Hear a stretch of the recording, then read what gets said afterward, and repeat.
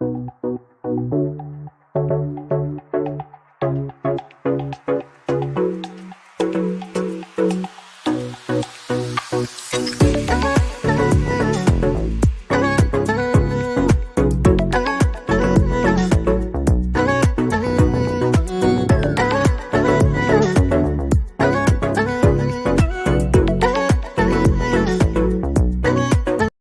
Techno help पर मैं अबूजर महमूद स्वागत करता हूं आपका एक नई वीडियो में किसी एक नए पार्ट के साथ।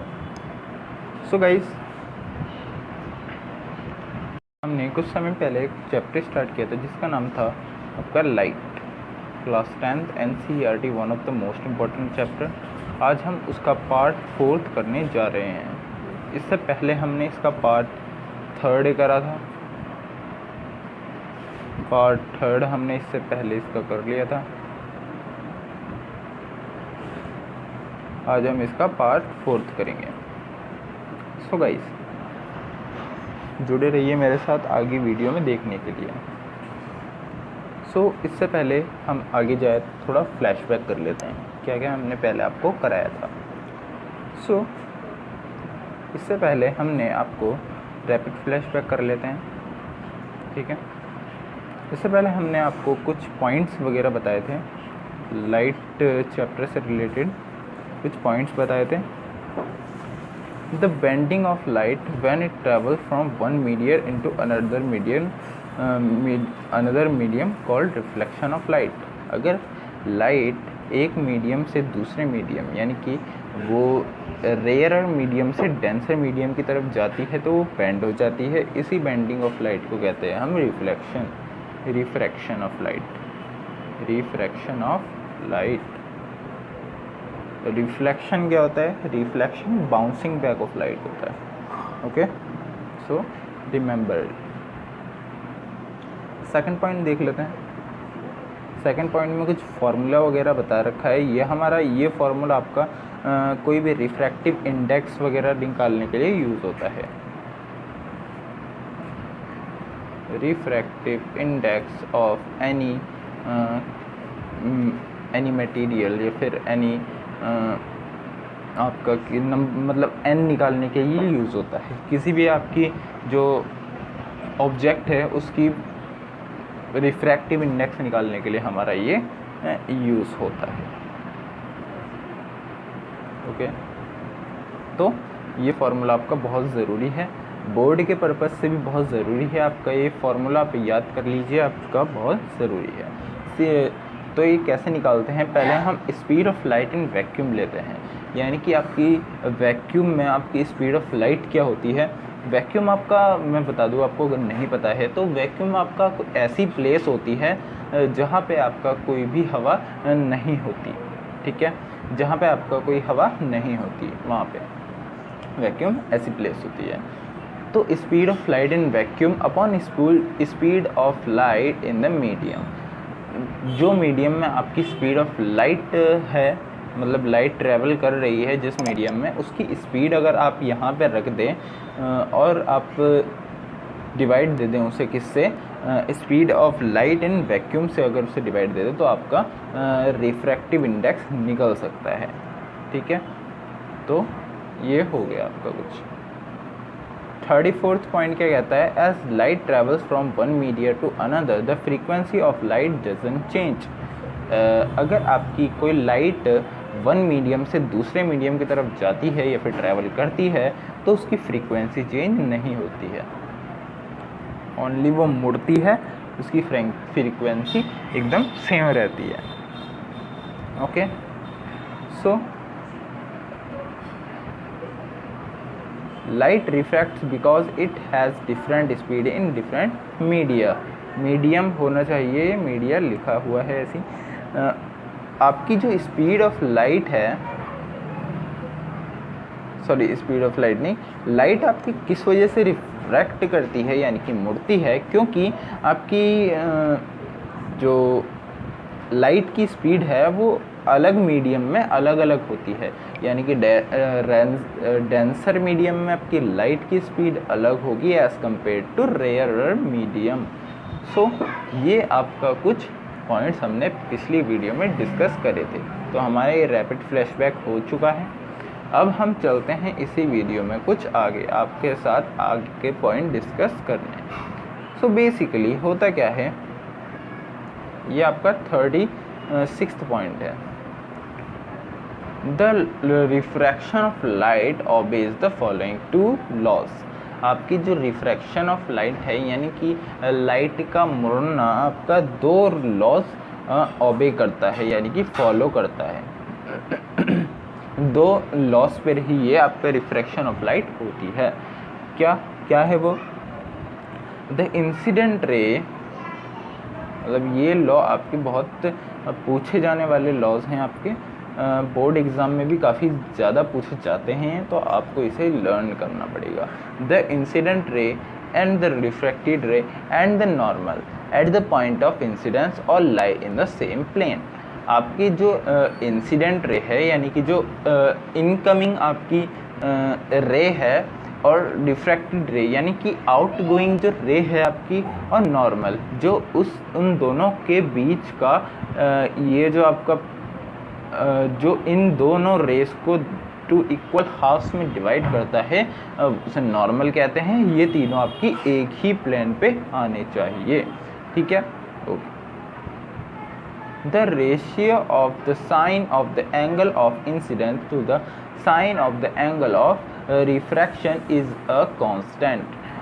आपका साइन एंगल यानी कि इंसिडेंट रे का आपका एंगल साइन यानी कि साइन आई आपका जो है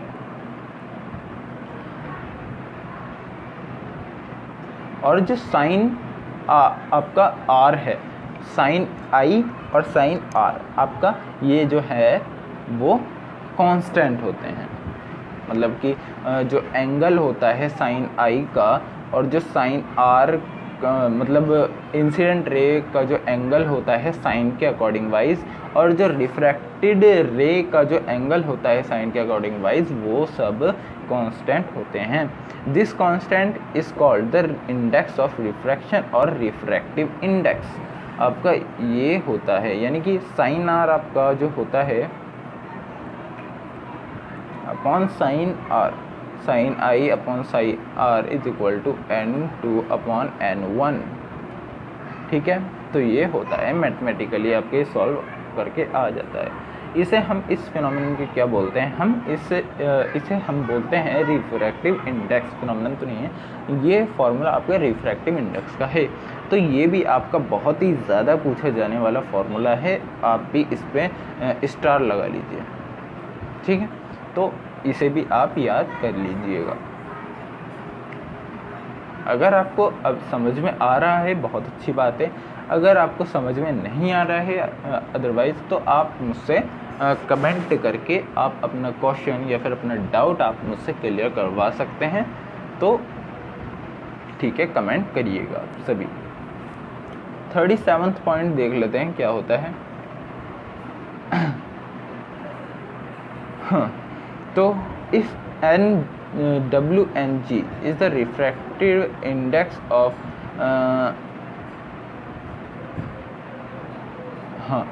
if WNG is the refractive index of glass with respect to water, A and G be the refractive index of glass with respect to air, and A and W be the refractive index of water with respect to air, ठीक है।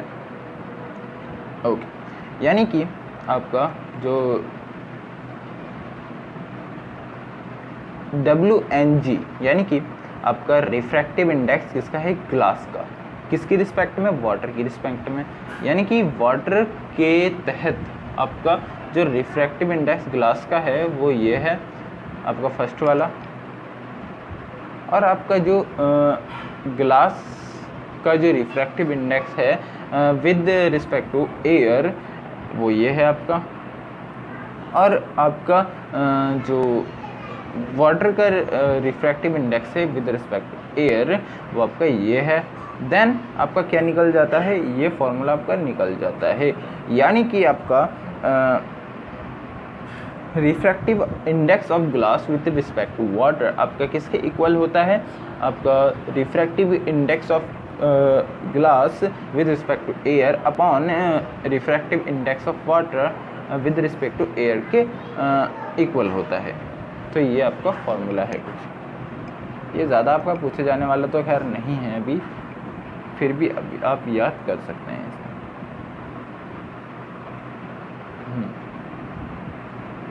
The most familiar and widely used optical devices is the lens। आपका most familiar यानी कि बहुत ज़्यादा use करा जाने वाला आपका डिवाइस क्या है, ऑप्टिकल डिवाइस यानी कि आँखों से संबंधित डिवाइस आपका क्या है, लेंस है। A lens is an optical system with two refracting surfaces. आपका लेंस जो है एक ऑप्टिकल सिस्टम है जिसकी दो रिफ्रैक्टिंग सरफेसेस होती है, यानी कि ऐसे करके आपकी रिफ्रैक्टिंग सरफेसेस होती है उसकी, पहला ये होती है दूसरा ये होती है, ठीक है, दो रिफ्रैक्टिंग सरफेस होती है। The simplest lens has two spherical surfaces enclose enough together. आपके जो सिंपल लेंस होते हैं उनकी दो स्फेरिकल सरफेसेस होती हैं जो कि एक की दूसरे के साथ क्लोज रहती हैं। That we can neglect the distance between them. हम उसके बीच की डिस्टेंस को नज़रअंदाज नहीं कर सकते हैं। कुछ डिस्टेंस भी होती है इसमें जिसे हम नज़रअंदाज नहीं कर सकते हैं, बिल्कुल मतलब जुड़ी हुई भी नहीं होती हैं दो स्फेरिकल सरफेसेस, उसके बीच में कुछ डिस्टेंस होती है। Such a lens is called a thin lens. आपका यानी कि इसमें आपका कुछ ऐसा करके बता रखा है,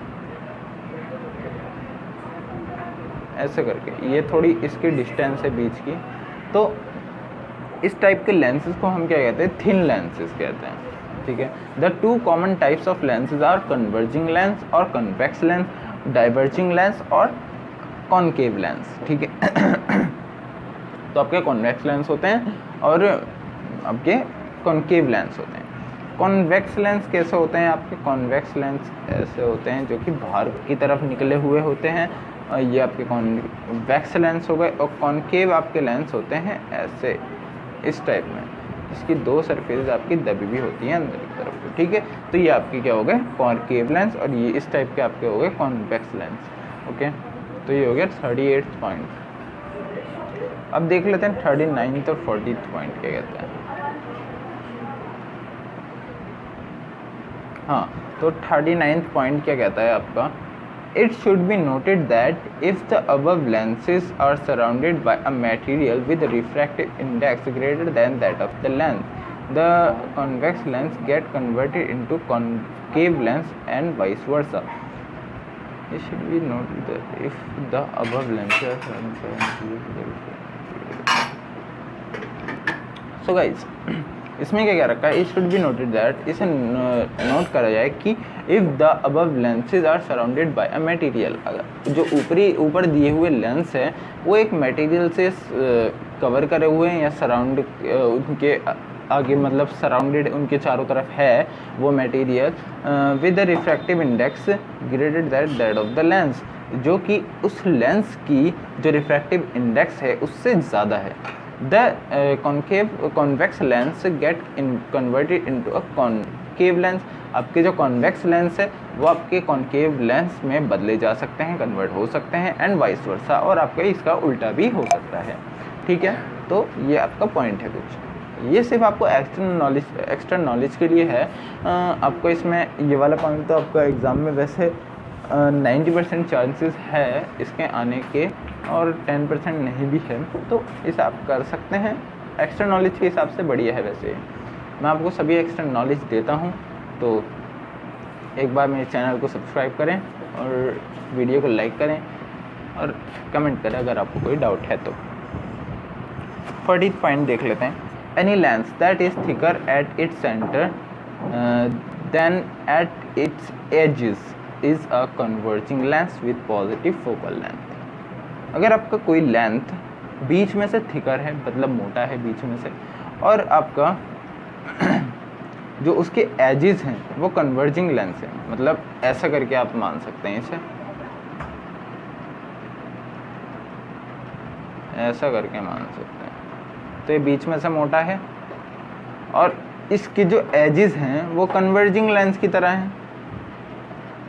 the converging lens with positive focal length होती है इसकी, and any lens that is thicker at its edges than at the centre of diverging lens with negative focal length. अगर आपका इसके उल्टा भी कर दें, यानी कि ऐसे अगर कर दें, तो बीच में से ये पतला हो जाता है और साइडों से आपका मोटा हो जाता है, यानी कि इसकी एजेस जो है वो थिक हो जाती हैं और जिसका सेंटर जो है वो डाइवर्जिंग लेंस की तरह काम करता है, जिसकी फोकल लेंथ आपकी नेगेटिव होती है। तो ये आपका कुछ फोकल लेंस से जुड़े फंडा वगैरह हैं कुछ, तो आप इसे अंडरलाइन ज़रूर करिए या फिर इसे इम्पॉर्टेंट में डालिएगा ज़रूर। ये इम्पॉर्टेंट पॉइंट है काफ़ी आपका। ये आपको फोकल लेंथ से रिलेटेड कुछ इन्फॉर्मेशन प्रोवाइड कर रहा है, तो आप इसे नोट कर सकते हैं। तो आप ध्यान रखिए कि आपकी जो आपका कन्वर्जिंग लेंस है, यानी कि कॉन्वेक्स लेंस है आपका, उसकी जो फोकल लेंथ है वो पॉजिटिव होती है, और आपका कॉन्केव लेंस, यानी कि एक मिनट आपको बता देता हूँ,